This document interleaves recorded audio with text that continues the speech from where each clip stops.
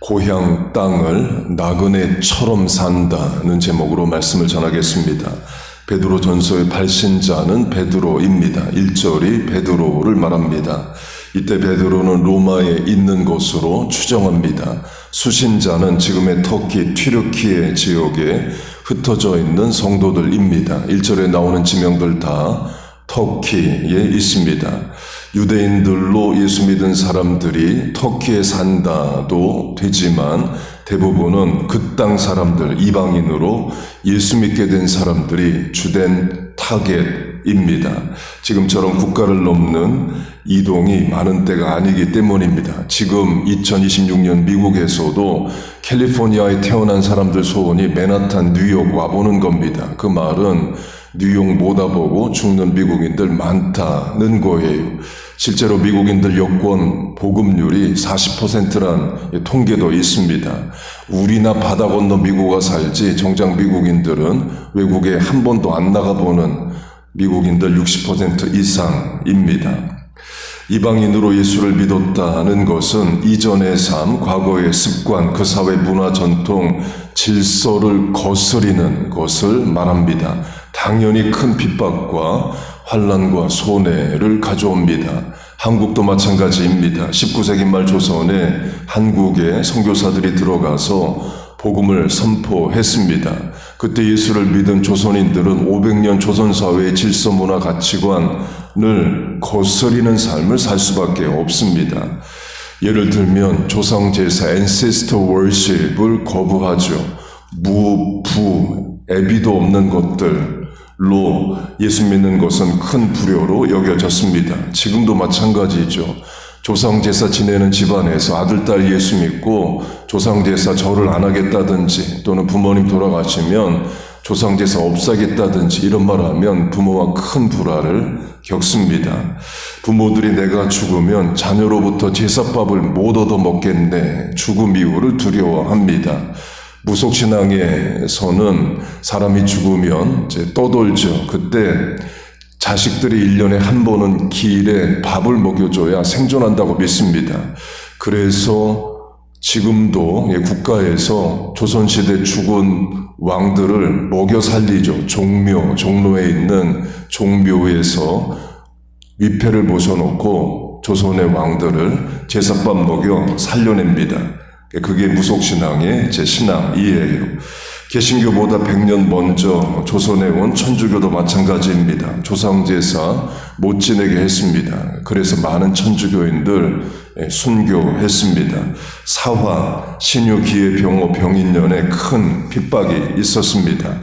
평민들이 천주교를 믿으면 죽였고 양반들도 죽였고, 그러나 또 양반들은 또 유배로 끝나는 정약용 같은 경우는 죽이지는 않는 그런 핍박을 당합니다.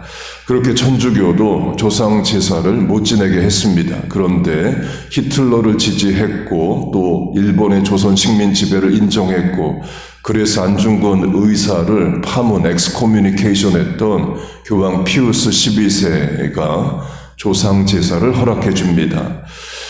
개신교와 천주교회는 이제 authority, 권위의 체계가 다릅니다. 우리는 성경 아래에 모든 게 다 있습니다. 교회도, 교리도, 개인의 신앙 체험도, 역사도 다 성경 아래에 있습니다. 그런데 천주교는 성경의 권위와 교황의 권위가 같습니다. 대표 교리가 교황 무오소 infallibility입니다. 사람 교황은 fallible, 오류가 있지만 교황이 교회의 이름으로 선포하는 이딕트, 칙령은 infallible, 무오류다가 교리입니다. 그런데 문제는 교황이 바뀌면 교리도 바뀝니다. 조상제사가 그 예입니다. 피우스 12세가 아시아 국가들의 조상제사를 허락해 줍니다. 그 뒤로 한국 천주교회 조상제사 지내도 된다 성도들에게 가르칩니다. 지금은 아예 성당 안에서 차례상 차립니다. 그래서 한국 사회에서 천주교인들이 많이 늘어납니다. 조상제사 지내도 돼, 술 마셔도 돼, 담배 펴도 돼, 절에 가도 돼, 매주일 성당 안 가도 돼, 헌금 안 해도 돼 등으로 한국 사회에서 천주교인은 부딪히는 게 없습니다. 사회생활에 거스리는 게 없어요. 지금은 스님이 성당에 와서 강론까지 합니다. 그래서 정치인들이 천주교를 택합니다. 불교인들 표도 없고 천주교인 표도 없고 술 마시는 사람 표도 없고 담배 피는 사람 표도 없고 조상제사 지내는 사람 표도 다 없습니다. 신학적으로 하면 복음이 어느 사회든 가정이든 개인에게 들어갔는데 기존 질서 문화 가치관과 전혀 부딪히는 게 없다면 복음이 아닙니다. 복음은 인간의 죄된 본성과 부딪힙니다. 그래서 핍박과 순교가 있는 게 정상이고 현실입니다.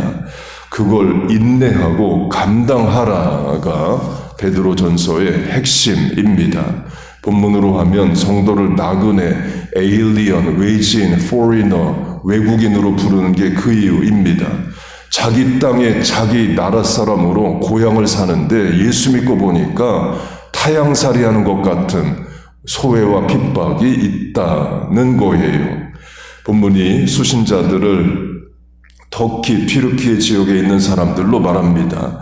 유대인들이 다 예수 믿고 여기에 이사를 와서 산 게 아니죠. 원래 그 땅에 태어나서 그 땅을 사는 사람들이 주된 사람들입니다. 그런데 예수를 믿게 되면서 그 지역 문화, 가치관, 종교, 윤리, 질서와 부딪히게 됩니다. 고향으로 하면 내가 여기서 태어나고 여기서 성장했는데 다 마을 사람들 친구고 형 동생인데 예수 믿는 순간 고향이 타향처럼 되고 친구는 대적처럼 변하는 게 현실입니다.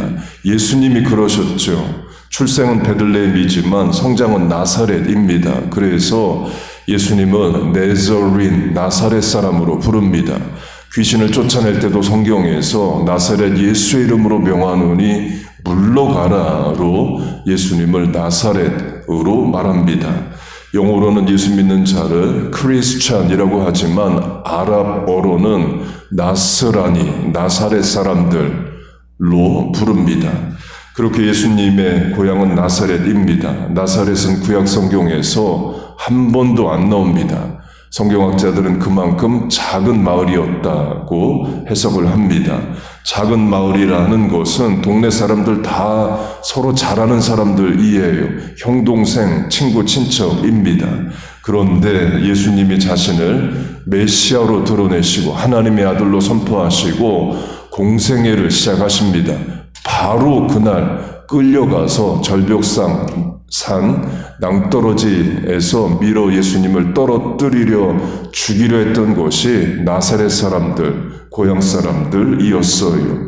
그게 현실입니다. 그래서 고향인데 외지인처럼 나그네처럼 살 수밖에 없는 것이 예수 믿는 신앙생활입니다. 지금의 이스라엘도 마찬가지입니다.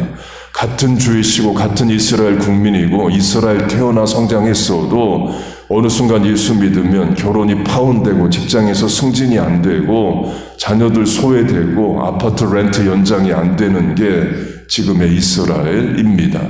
그걸 다 견디고 이기고 예수 믿는 거예요. 미국은 물론 그 정도는 아닙니다. 많이 약해졌어도 그래도 유럽보다는 미국이 복음을 지켜갑니다. 우리가 사는 도겐 카운티에 블루로 파란 법이 있습니다. 주일에 식당들 빼고는 문을 닫으라는 법입니다. 예배 잘 드리라는 거죠. 그래서 큰 몰에 상점들이 주일에 문을 닫습니다. 그래서 그 블루러를 썬데이러, 주일법이라고도 부릅니다. 블루러 있는 주가 뉴저지 포함해서 아직도 28개 주가 미국에 있습니다. 그렇게 예수를 믿는다는 게 고향 땅을 살지만 나그네처럼 외지인처럼 사는 어려움이 있습니다. 그걸 베드로 전서 마지막 장 5장은 교회가 바벨론에 있다는 표현을 합니다. 택하심을 함께 받은 바벨론에 있는 교회가 곧 예수 믿는 게 다니엘이 바벨론 살면서 사자굴에 들어가고 사드락 메삭 아벳느고가 불구덩이 들어가는 그런 바벨론과 같은 상황이다. 환난과 핍박이 있다를 말하는 거죠. 바벨론은 이미 다니엘 때 멸망한 나라입니다. 그런데 1세기를 사는 베드로가 교회가 바벨론에 있다 라고 말을 합니다. 전술한 대로 환난 핍박을 말하고 지리적으로는 로마를 부르고 있는 거예요. 계시록을 보면 8번이나 로마를 바벨론으로 부릅니다. 곧 베드로가 로마에 있는데 터키의 여러 지역에 편지를 보내는 거예요. 그 말은 로마에도 예수를 믿는 성도들이 있다는 거죠. 역시 유대인으로 예수 믿고 로마에 가서 산 사람들도 있겠지만 원래 로마에서 살던 이방인들, 로마인들이 예수를 믿게 된 겁니다. 역시 내가 로마인인데 예수를 믿게 되니까 같은 로마인들로부터 핍박을 받는 겁니다. 어제까지 직장생활 같이 하고 동네 친구하고 했던 사람들이 원수와 대적이 되는 거예요. 내 재산을 압류해서 뺏어가고 심지어 자식을 노예로 팔아먹고 하기도 합니다. 그래서 로마인들이 땅을 파고 카타콤 지하동굴 무덤에 들어가서 산 곳이 지금도 보존이 되어 있죠. 로마에서 예수 믿은 사람들도 분명 고향 땅인데 나그네처럼 타지인처럼 핍박과 소외 가운데 살았습니다. 강조점은 예수 믿으면 부딪히는 게 있습니다. 그게 정상입니다. 그걸 이기고 견디는 것이 신앙이에요. 마지막으로 이미 예수를 믿는데 더 잘 믿으려고 하면, 더 제대로 신앙생활하려고 하면 그래도 거기서부터 오는 핍박이 있다입니다. 그것도 이기고 견뎌야 됩니다. 예를 들면 홍길동 가정이 교회 다 다닙니다. 분명 다닙니다. 근데 헌금 안 하고 다닙니다. 근데 부인이 이제 헌금하자고 남편에게 말합니다. 또는 헌금은 하는데 11조를 안 합니다. 남편이 부인에게 11조 하겠다고 말합니다. 그러면 집안에 큰 싸움 날 수도 있습니다. 교회 다니지만 속상할 때 술 마시고 사업 대인관계 하면서 접대하며 술 마시며 사는 교인이 있습니다.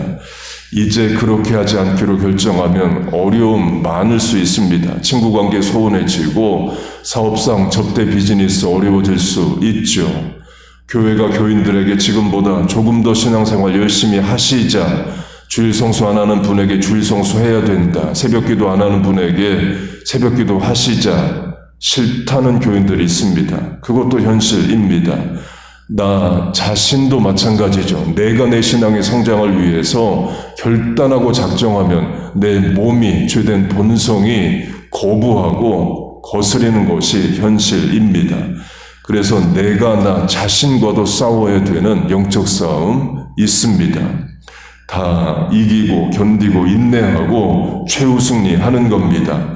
고향 땅을 나그네처럼 살아가는 어려움이 있지만 그러나 천국을 소망하고 살아가는 겁니다.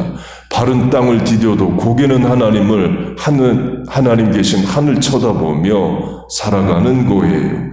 어려움 있습니다. 그게 현실입니다. 그러나 그래서 하나님 도우시고 간증 체험 주시고 하늘 상급으로 보상하시는 거죠. 천국의 상급이 있습니다. 여러분 믿습니까? 이깁시다. 사십시다. 인내하십시다. 그렇게 살아가는 우리와 자녀 교회 되시기를 주의 이름으로 축복하고 축원합니다. 아멘. 기도하겠습니다. 하나님 아버지, 예수 믿고 새벽에 나와 기도하게 하심을 감사합니다. 천국 소망하며 천국 백성으로 이 땅을 살게 하심을 감사합니다. 믿음 지키기 위해 더 하나님 뜻대로 살기 위해 당하는 어려움 고난들 이겨내게 하여 주옵소서. 능히 감당할 은혜 주시옵소서. 우리 자녀들 세상 나가 죄짓고 출세하고 명예 성공 얻는 것들 부러워하지 않게 하시고 도리어 이 마지막 때에 믿음으로 사는 거룩한 세대들 되게 하시옵소서. 하나님이 한 인생 마지막 때에 붙잡아 쓰신다면 우리와 자녀들 쓰임받는 그런 삶 되게 하여 주옵소서. 말씀에 따라 새벽에 나왔습니다. 내가 새벽을 깨우리로다. 새벽에 내가 너를 도우리라. 나를 간절히 in the morning early 새벽에 나를 찾는 자가 나를 만날 것이라. 그 말씀 믿고 붙잡아 나왔습니다. 간절한 우리의 기도에 하나님 응답하여 주시옵소서. 예수님의 이름으로 기도하옵나이다. 아멘.